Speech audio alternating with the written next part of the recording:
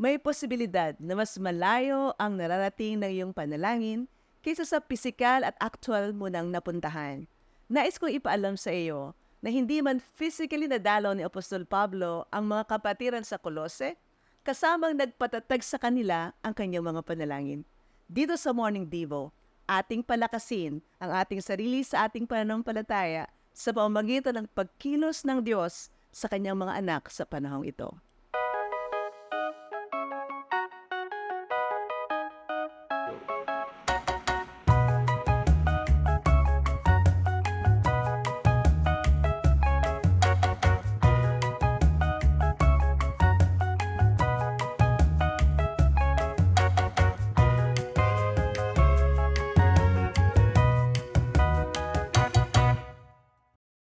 Ang iglesia sa Colossae ay bunga ng lumalagong iglesia sa Ephesus. At alam niyo po na si Apostol Pablo ang founder ng church ng Ephesus. Makikita niyo po yan sa Book of Acts chapter 19 verse 10 and then Book of Acts chapter 20 verse 31. Matibay po yung paniniwala ng mga Bible scholar na ang founder ng church sa Colossae ay sa pamumuno po ni Epaphras na native ng Colossae. Tubong Colossae po siya na nakakilala sa Panginoong Hesus sa pamamagitan po ng ministry ni Apostol Pablo. At napakagandang maintindihan po natin yan dahil nasa Colossians chapter 1 po yan, verse 7 and verse 8. And then pwede na pong dugtungan sa Colossians chapter 4, verse 12 to 13. Dahil ngayon po ang ating mga episodes po sa Morning Devo ay lagi pong nasa Book of Colossians o sa mga sulat ni Apostol Pablo sa mga taga-Colossae. At ayon din po sa Philemon chapter 1 verse 2, ang church ng Colossae ay nagtitipon po sa kanyang bahay. At dahil po si Philemon ay tubong taga-Colossae at siya po ay nakilala sa Panginoong Hesus din sa pamamagitan din po ni Apostol Pablo. Ang sulat ni Apostol Pablo sa iglesia sa Colossae ay pinaniniwalaang naisulat habang nakakulong po siya sa unang pagkakataon sa Roma. At ang iglesia po, ngayong panahong ito, bilang ating tema dito po sa Morning Devo ay ang iglesia sa oras na ito. The church for this hour. At ngayon po, ating pong bigyan ng pansin po ngayon, doon po sa ilalim ng title na Marunong at Matatag sa Espiritu. So yan po ang ating pag-uusapan at patuloy na i-meditate dito sa Morning Devo. At inaanyayahan ko po kayo, i-share nyo po ang New Life Philippines sa YouTube at sa FB para po magsama-sama po muli tayo sa Season 2 na ito na ipalaganap ang mabuting balita ng ating Panginoon at magpalakasan po tayo sa kanyang mga salita. Kaya nga po ang ating mga kapatiran, sa New Life Main, sa Morning Devo, sa iba't ibang bansa, at dito po sa Pilipinas, sa Luzon, Visayas at Mindanao, maganda patuloy po tayong nagsusumigla sa ating pananampalataya sa Panginoon dahil patuloy po tayong nagpapalakasan sa kanyang mga salita. Amen po. Ngayon, ang main text po natin ay nasa Colossians chapter 1, verses 9 to 14 mula po sa mabuting balita. At sa verse 9, ito po ang aking mababasa po. At samahan niyo po ako. Sa verse 9, sabi po, "Kaya't mula nang marinig namin ito, patuloy namin idinadalangin sa Diyos na sana'y ipaunawa niya sa inyo ng lubusan ang kanyang kalooban sa pamamagitan ng karunungan at pangunawang kaloob ng Espiritu." Sabi po sa verse 10, "Sa gayon makapamuhay na kayo ng karapat-dapat at kalugod-lugod sa Panginoon, sasagana sa lahat ng uri ng mabubuting gawa at lalawak ang inyong pagkakilala sa Diyos. Idinadalangin din naming patatagin niya kayo sa tulong ng kanyang dakilang kapangyarihan upang inyong matiis na masaya at may pagtitiyaga ang lahat ng bagay."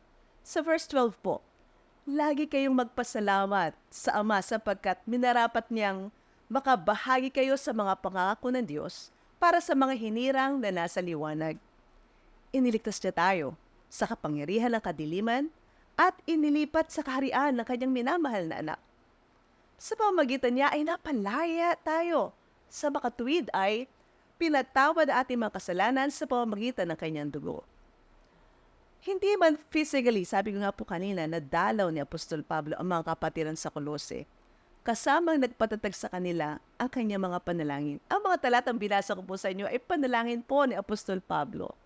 At kaya nga po, nagpapahayag ito ng mga nilalaman ng puso ni Apostol Pablo na inexpress niya po sa panalangin sa ating Diyos para sa mga kapatiran na nananampalataya din sa Panginoong Hesus. At bago po ako magpatuloy, nais ko rin po ipaalala, kung meron po kayong mga prayer requests or mga praise reports, malaya niyo pong i-type in sa comment section or doon po sa prayer request box na makikita niyo sa screen. At nang sa gayon po, handang-handa na rin naman ang ating mga prayer warriors dito sa New Life Maine at kateam po natin sa Morning Devo. At atin pong sama-samang idalangin ng may pananampalataya at may resulta po ang ating pananampalataya nagkakaisa sa ating Diyos. At kahit nga ang mga pasanin, minsan hindi natin kaya mag-isa, pero kapag iniisip natin, may mga kapatiran tayo na nalangin sa atin, lumalakas po tayo. Kaya po ang mga prayer request po ninyo, sige po, i-type inyo sa sa prayer box na makikita po ninyo. Amen. Ngayon po, may mga katotohanan po akong nais na bigyang pansin nating lahat.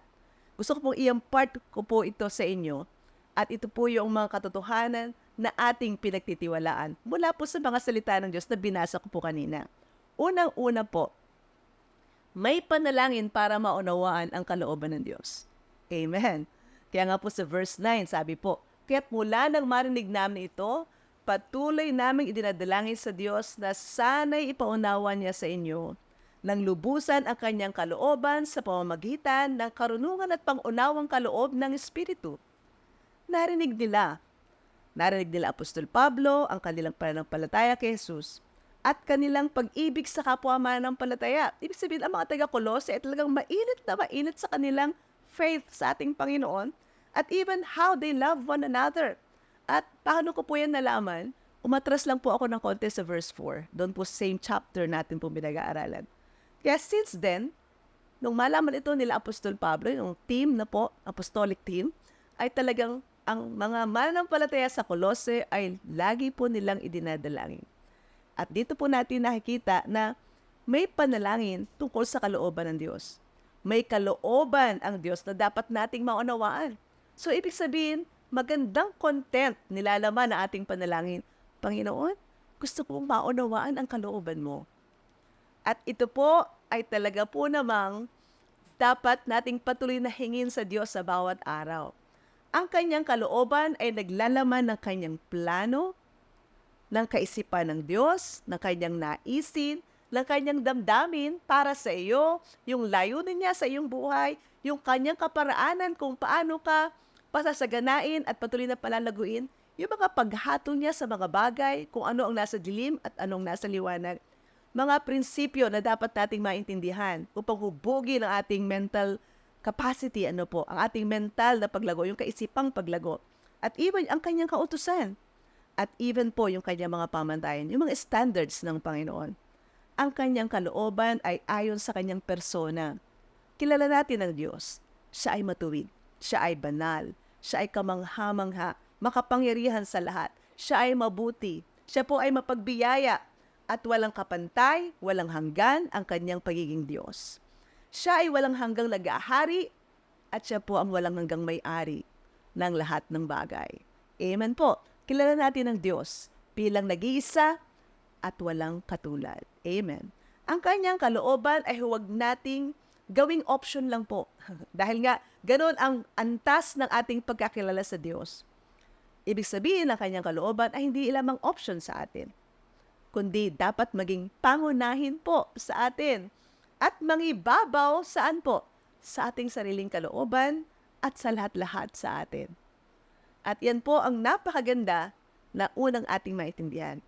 At pangalawa po na mayroong pwede natin ipanalangin ang pagkaunawa ng kalooban ng Diyos ay dahil may karunungan po at kaunawaan sa kalooban ng Diyos ayon po sa Espiritu. Ibig sabihin po, may natural. Meron pong makamundong karunungan at kaalaman. Pero ang binibigyan po ni Apostol Pablo na panalangin ay may spiritual na karunungan at may spiritual na kaalaman. Sa verse 11, sabi po niya, ipaunawa niya sa inyo ng lubusan. Yung kaunawaan na buo, sabihin, pangunawang lubos, kumpleto, ganap, pinakamalinaw. Alam niyo po sa Greek word epignosis, no po? Fullest and clearest knowledge. Sabihin, buong buo.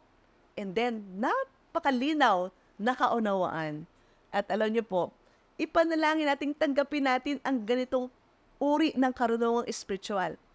Yung, sabi nga, napakalinaw, sa kalinawan nito, tiyak na tiyak mo kung ano yung hangganan ng impluensya ng liwanag at ang kaibahan nito sa kadiliman. Napakaliwanag upang iyong maintindihan, hindi lang sa iyong kaisipan, kundi sa iyong puso at sa iyong spiritong, ito ang dapat kong gawin sa oras na ito. At dahil doon sa buong-buong kaalamang yon, alam niyo po, yung pananampalataya mo buong-buo din. Ang iyong disposisyon, ang iyong tapang ay buong-buo din. Dahil itong karunungang ito ay ayon sa Espiritu ng Diyos at hindi ng sanlibutan. Amen po. James chapter 3 po, verses 13 to 18. Tingnan niyo po sa mabuting balita. Sabi po sa verse 13 ng James chapter 3. Sino sa inyo ang marunong at nakakaunawa? Ipakita niya ito sa pamamagitan ng wastong pamumuhay, na bunga ng kapakumbabaan at karunungan. Ngunit kung ang naghahari sa inyong puso ay inggit at makasariling hangarin, huwag ninyo itong ipagmalaki at huwag ninyong ikaila ang katotohanan. Ang ganyang karunungan ay hindi galing sa langit, kundi makalupa, makalaman, ito po, at mula sa demonyo. Sapagkat saan man naghahari ang inggit at makasariling hangarin, naghahari din doon ang kaguluhan at lahat ng uri ng masasamang gawa. Verse 17 po, ngunit, ang karunungang mula sa langit, una sa lahat ay malinis, mapayapa, maamo, mapagbigay, puno ng awa, masaganang namumunga ng mabubuting gawa, hindi nagtatangi at hindi po nagkukunwari. Amen. Verse 18, namumunga ng katuwiran ang binhi ng kapayapaang itinatanim ng taong maibigin sa kapayapaan. Amen po. So, iyan po yung napakalinaw na distinction na kung paano in-identify, kinilala, meron talagang makamundong karunungan, meron talagang karunungang spiritual, ayon sa Espiritu ng Panginoon. Kaya tayo bilang mga magkakapatid sa Panginoong Yesus, tayo po'y patuloy na luminya at pumani sa karunungan ng ayon sa Espiritu ng Diyos. Pangatlo po, may mabuting bunga ang karunungan at kaunawaan ayon sa Espiritu. Sabi po sa verse 10 po ng Colossians chapter 1, sa gayon, makakapamuhay na kayo ng karapat-dapat at kalugod-lugod sa Panginoon. Sasagana sa lahat ng uri ng mabubuting gawa at lalawak ang inyong pagkakilala sa Diyos. Napakaganda po talaga ng bunga ng karunungan at kaunawaan ayon sa Espiritu ng Diyos. Unang-unang bunga, pumuhay na karapat-dapat at nakaluluwalhati sa Diyos. Yan po ang first fruit. Second po, sumasagana sa mabuting gawa. Ibig sabihin, hindi ka madadaig ng masama, pagkus dinadaig mo ng mabuti ang masama. At, siyempre, hindi ka nagsasawang gumawa po ng mabuti. Amen. Kahit yung iba, gumagawa na po ng hindi mabuti, ikaw hindi ka nagsasawa. Patuloy kang gumagawa ng mabuti. Pangatlong bunga, lumalawak ang pagkakilala sa Diyos. Sa bawat saglit at araw, kahit sa gitna ng bagyo, sa gitna ng tukso, o gitna ng pagsubok sa buhay. Grabing tatlong bunga po yan. At kaya naman po, dapat po natin matandaan yung unang katotohanan ng dapat nating tangkilikin o tanggapin, at pagtiwalaan ay ito. May panalangin para maunawaan ang kalooban ng Diyos. Amen po. Kaya madalangin na po tayo. Amen. Pero bago po yan, sabi po sa verse 11, idinadalangin din naming patatagin niya kayo sa tulong ng kanyang dakilang kapangyarihan upang inyong matiis na masaya at may pagtitiyaga ang lahat ng bagay. So, ang pangalawa pong katotohanan, nais ko pong inyong pagtiwalaan ay ito. May panalangin din po para sa katatagan at masayang katiyagaan. Amen. So, naipapanalangin po pala yun. Panginoon, gusto ko pong maging matatag. Panginoon, bigyan niyo po ako ng masayang katiyagaan. Yan, masyagang na tuloy, masayang katiyagaan. Ayan. Sabi po dito, katatagan ayon sa tulong ng kapangyarihan ng Diyos. So, pwede ka naman maging matatag sa iyong sariling lakas. Pero siguro hanggang Maybe tatagal ka ng 1 buwan, o siguro 2 buwan, o maaari 3 buwan. Ang ibig ko pong sabihin, may limitasyon. Pero yung katatagan sa tulong ng kapangyarihan ng Diyos ay talaga po namang inyo pong maasahan, akin pong maasahan sa napakahabang panahon at walang hanggan. Amen po. Sabi nga po sa verse 11 sa English, strengthened with all might, according to His glorious power. Grabe po yan. Malakas, kumpirmado, kayang-kaya, may kapangyarihang nag-ahari at nangingibabaw. Yan po yung kapangyarihan ng Diyos. Amen at amen. And then, tingnan niyo po, masayang pagtitiis. Na po, hindi ka lang nagkakaroon ng katatagan ayon sa tulong ng kapangyarihan ng Diyos. Ang pangalawa, meron kang masayang pagtitiis at katiyagaan. Hindi lamang po sa kaunting bagay. Sabi dito, sa lahat ng bagay. Sa English po, patience and long-suffering with joy. Oh my goodness. Na po. Yan po ang kailangan natin sa lahat ng araw, di po ba? So, yan po ang naitutulong. Hindi ka bumibitaw.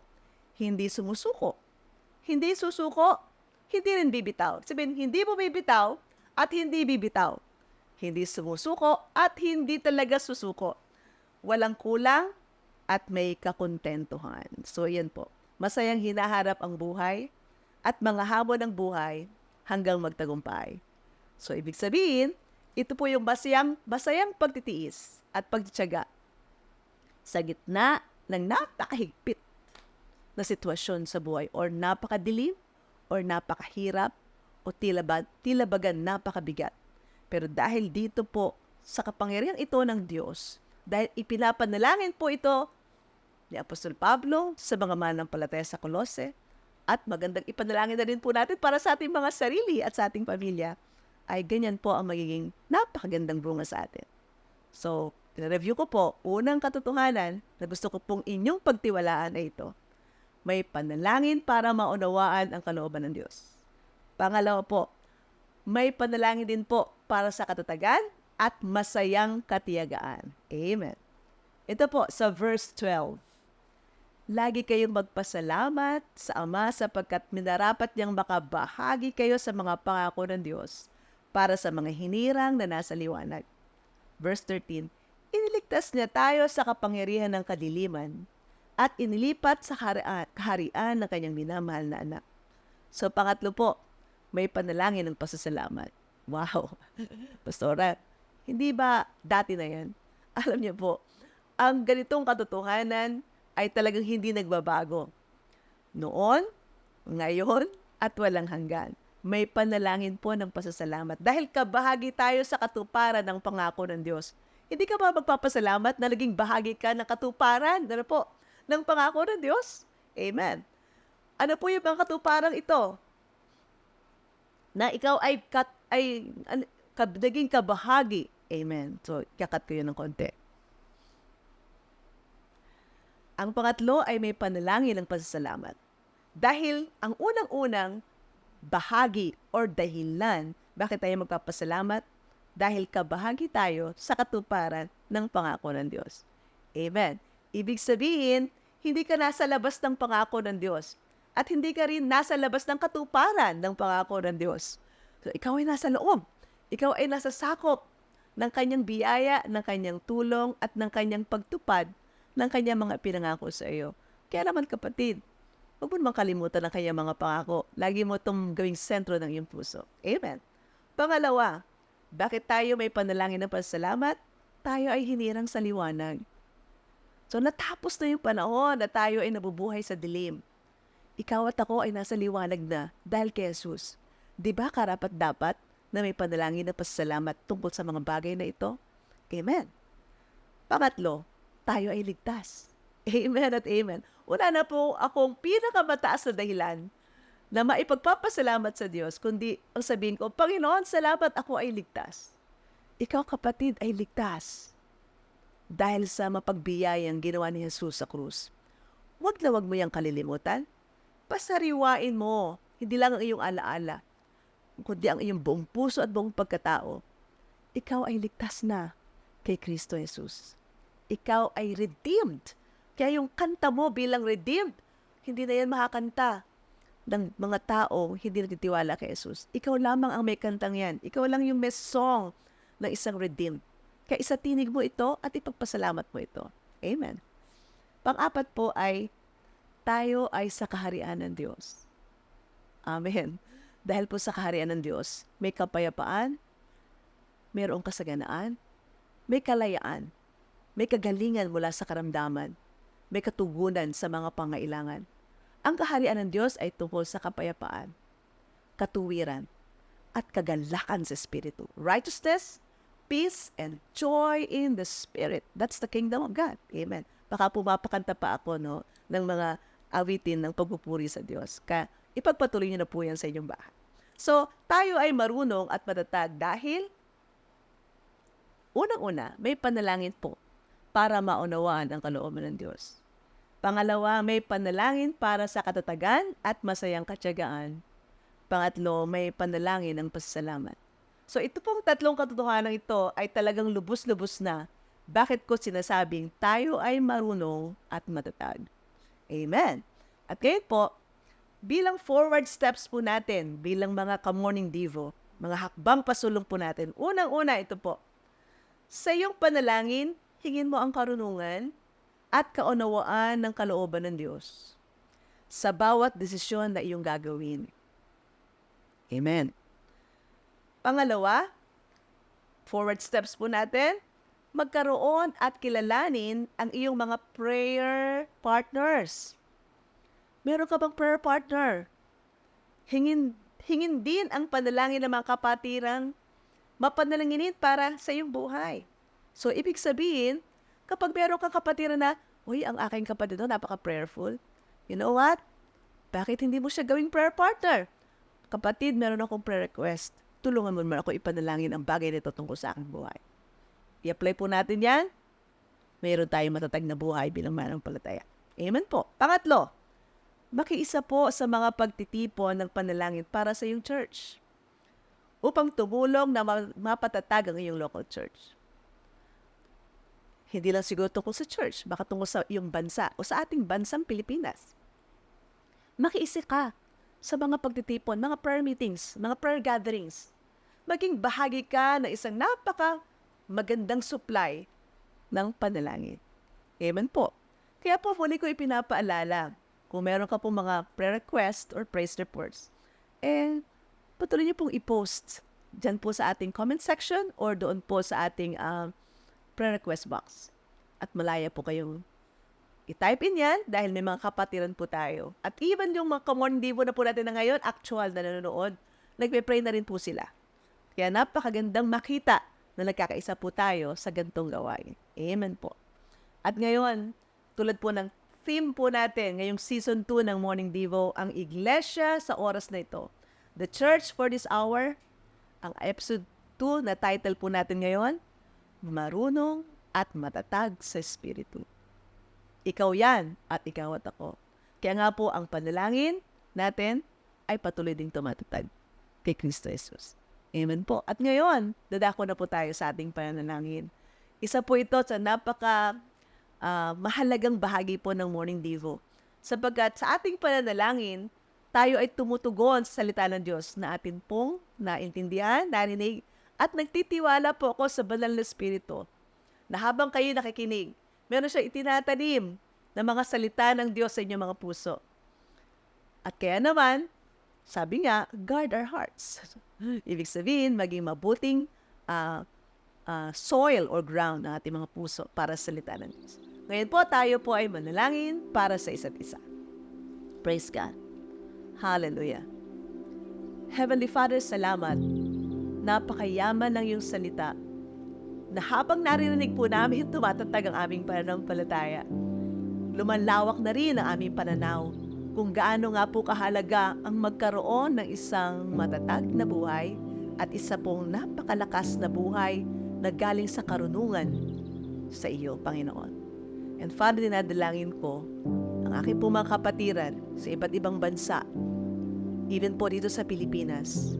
Iba-iba man ang aming kalagayan, ang dalangin ko po, mapuspos po kami ng karunungan at katatagan na nagmumula sa iyo. Na kami po, O Diyos, ay magpapatuloy na kumikilala sa aming Panginoong Hesus. At biyayaan niyo po kami na marami pang mga space sa aming mga kaisipan, space dito sa aming puso, na handang-handa naming taniman pa ng salita ng Diyos at kami po ay hindi mag-aaksaya ng panahon upang nang sa gayon, lumago po kami sa aming pagkilala sa inyo. Panginoong Yesus, pahingi po ng karunungan. Katatagan, O Diyos, ng bawat ama, ina ng tahanan na ngayon ay kasama namin sa Morning Devo. Ang bawat mag-aaral, Panginoon, o even yung mga kababayan namin na nasa iba't ibang bansa, nagtatrabaho, iba-iba ang kanilang kalagayan. Panginoon, Ikaw po ang Diyos, ang kumalinga sa bawat isa. Gabayan niyo po ang bawat desisyon na amin pong gagawin. Even yung mga naghahanap ng trabaho, Panginoon, nagpe-pray kami ng divine appointment na makahanap po sila ng magandang trabaho wherein magiging productive po sila at magiging matatag sila bilang mga tagasunod mo. Nagpe-pray din po kami, Panginoon, sa mga kabataan na maaring hindi nila maintindihan kung yung gagawin nila o yung nag-struggle sa kanilang identity. Panginoong Jesus, yung mensaheng ito ay magpaalala sa kanila sa panalangin nila sa inyo. Meron kang ibibigay na karunungan at katatagan sa kanilang mga buhay upang maintindihan nila kung sino sila sa inyo. Panginoon, ang panalangin din po namin ang iyong bansang Pilipinas. Pagpalain niyo po ang bansang Pilipinas. Pagpalain niyo po, Panginoon, na sa gitna ng maraming panganib, sa pangalan ni Jesus, kami, O Diyos, ay patuloy na magpapasakop sa inyo at ikaw ang Panginoon ng Pilipinas, Panginoong Jesus.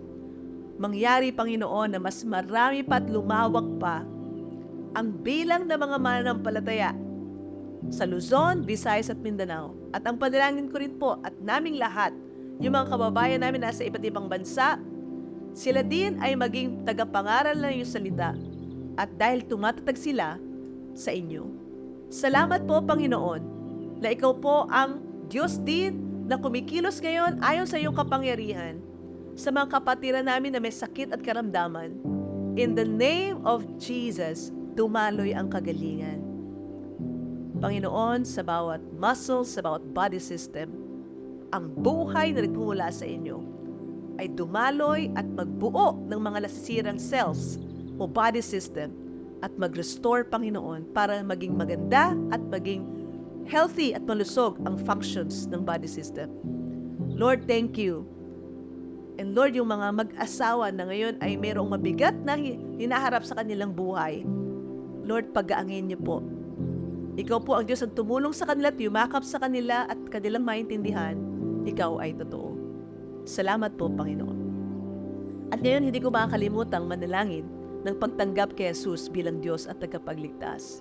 Kung ito yung unang pagkakataon mo na nanood or nakinig dito sa Morning Devo, inaanyayahan kita kung gusto mong tumatag ang buhay mo at lumakas, hindi ayon sa physical at natural lamang, kundi ayon sa spiritual, si Jesus ang tugon.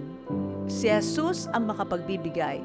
Si Jesus ang pinagmumulan ng lahat ng ito. Higit sa lahat, siya ang nagbibigay ng buhay na walang hanggan at kaligtasan dahil siya lamang ang Diyos at tagapagligtas na nagbigay ng kanyang buhay at pagkatapos ng 3 araw ay nabuhay na magmuli at siya ay buhay noon, ngayon at magpakailanman at handa siyang pagharian ka kung iimbitahan mo siya.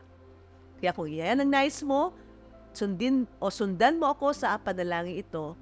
Mula sa puso mo, ibukas mo yung bibig mo at isatinig mo ang panalangin itong sa iyong sarili, para sa iyong sarili. Sundan mo ako at sabihin mo, Panginoong Jesus, ikaw na ang aking Panginoon at tagapagligtas. Salamat sa kapatawaran. Kinilala ko at pinagtitiwalaan ko. Ikaw at ang lahat ng ginawa mo at ang iyong buhay sa krus ng Kalbaryo. Ako ay pinatawad mo na at ako'y anak ng Diyos dahil sa iyo. Salamat sa pangalan ni Jesus. Amen. Amen at amen. Kung ipinalangin mo yan sa unang pagkakataon, mangyari lang na i-type in mo yung pangalan mo sa decision box na makikita mo sa screen. At merong kapatiran mula sa New Life Maine, sa Morning Devo, na mag-guide sa iyo upang nang sa gayon, ikaw ay patuloy na lumago sa iyong bagong relasyon sa Diyos. Purihin ang Panginoon. At ngayon, bilang pagwawakas po natin, ako po si Pastor Milet, kasama ko po ang ating mga team na po dito po sa creatives, sa communication, at ang mga prayer warriors po natin. Pagpalain po tayo ng Panginoon. At muli po, magkita-kita tayo sa susunod na episode ng Morning Devo.